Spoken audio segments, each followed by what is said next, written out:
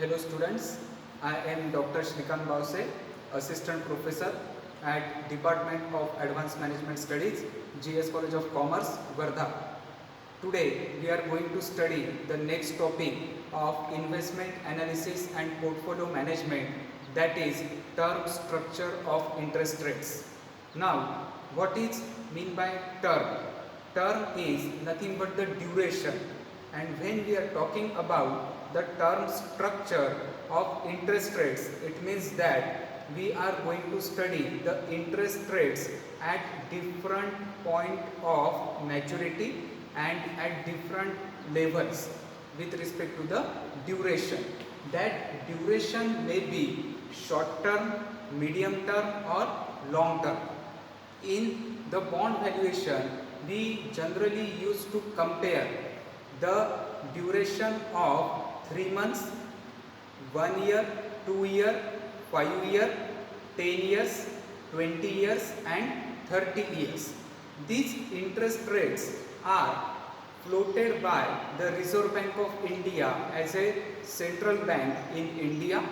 In US it will be floated by the US Federal Reserve. So today we will find how this term structure of interest rates plays a significant role in the bond valuation.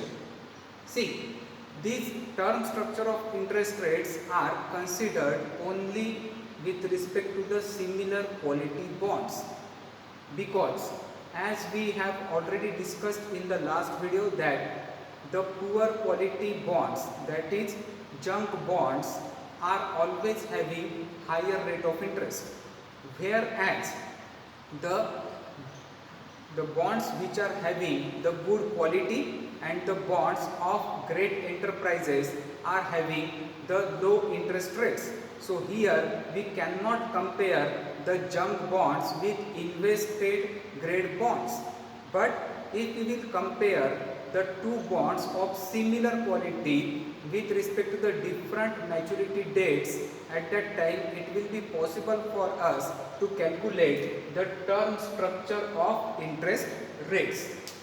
Now when we will plot these term structure of interest rates of say 3 months, 2 years, 5 years, 10 years on the graph, that graph will be termed as the yield curve. As we have seen here that there are two axes, one axis is of yield and second axis is of term.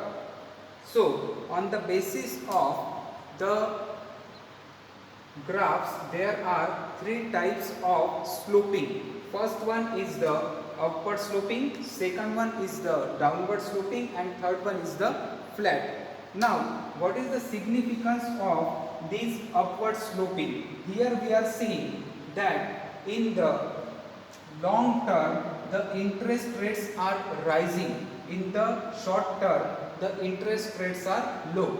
In the upward sloping, the long term yields are always higher as compared to the short term yields.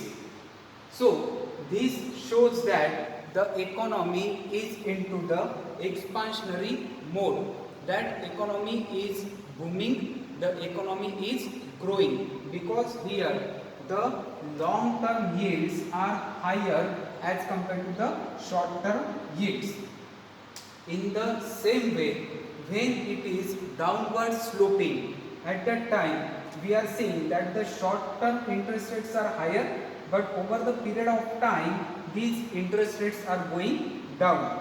So it becomes a downward sloping. So when it is the downward sloping, when the short term yields are higher than the long term yields, the economy is considered to be into the recessionary mode, or it is about to enter into the recessionary mode. In the same way, the third probability is of flat curve. Here it is upward, here it is downward, and next one is the flat. So there is a confusion, there is an uncertainty into the bond market, that what will be the future interest rates, how will be the economy in the future. So it leads to a flat curve. So here we have studied the three types of curve, that is upward sloping, downward sloping and the flat. Now how this plays a great role into the economy. Suppose if the interest rates are higher, at that time the borrowing cost for the borrower will be higher.